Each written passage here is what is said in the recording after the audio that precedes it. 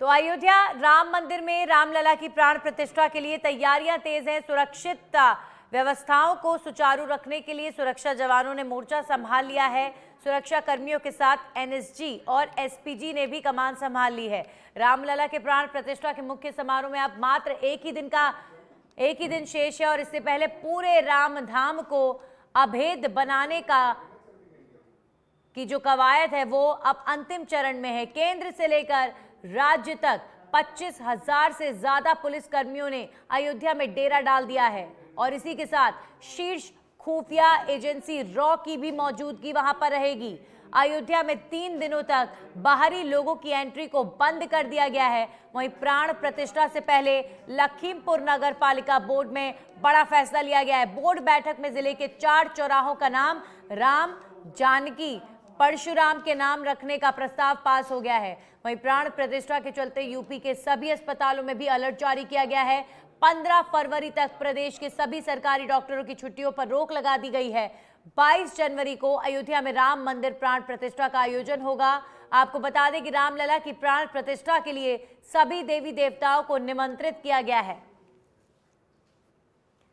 तो रामलला की प्राण प्रतिष्ठा के लिए सभी देवी देवता भी पधारेंगे। इसी परिकल्पना के साथ देश भर के तमाम मंदिरों में इनविटेशन कार्ड दिया गया और इसी के साथ ही अब तमाम उन लोगों के भी आने का सिलसिला शुरू हो जाएगा। कल 8 बजे से ही रामनगरी बाहरी लोगों के लिए बंद हो गई है और देखिए ये सुरक्षा व्यवस्था के लिहाज से बहुत ज़रूरी है।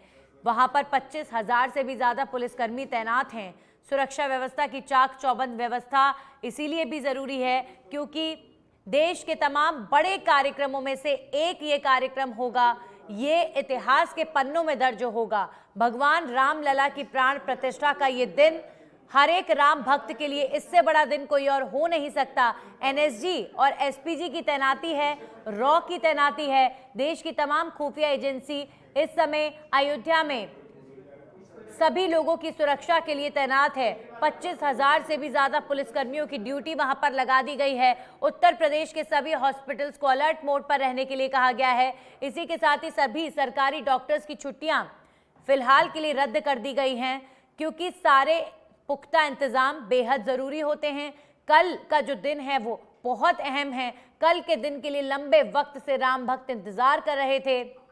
इसी के साथ ही एक तरफ अयोध्या नगरी खूबसूरत नजर आ रही है, 2,500 क्विंटल फूलों के साथ सजावट और इसी के साथ ही आपने लगातार इन दिनों में देश भर से जो खेपे, जो तोहफे भगवान राम के लिए जा रहे थे वो आपने देखे। बड़ी संख्या में लड्डू का भोग देश भर के अलग अलग स्थानों से भेजा गया है रामलला की प्राण प्रतिष्ठा के लिए। वाकई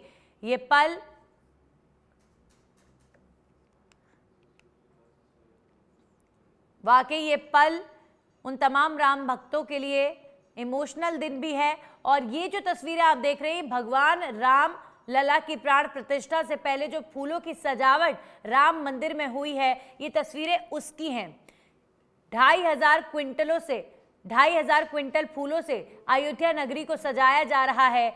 जो गुंबद बना है जिसके नीचे भगवान राम विराजेंगे वो आप देख सकते हैं कितनी सुंदर कलाकृतियों के साथ भगवान राम के इस मंदिर को बनाया जा रहा है। मंदिर कुछ ही दिनों में पूरा बनकर तैयार होगा लेकिन उससे पहले रामलला की प्राण प्रतिष्ठा के लिए सारी तैयारियां कर दी गई हैं। ये है अयोध्या में भगवान राम का भव्य मंदिर। भगवान राम के भव्य मंदिर में कल भगवान राम विराजेंगे, प्राण प्रतिष्ठा होगी और उसके बाद देशवासी भगवान राम के दर्शन के लिए हर कोई जानता है कि अयोध्या पहुंचेंगे। एक के बाद एक तमाम राम भक्त बस इंतजार ही कर रहे हैं कि बस रामलला की प्राण प्रतिष्ठा हो और उसके बाद हम उनके दर्शन करें।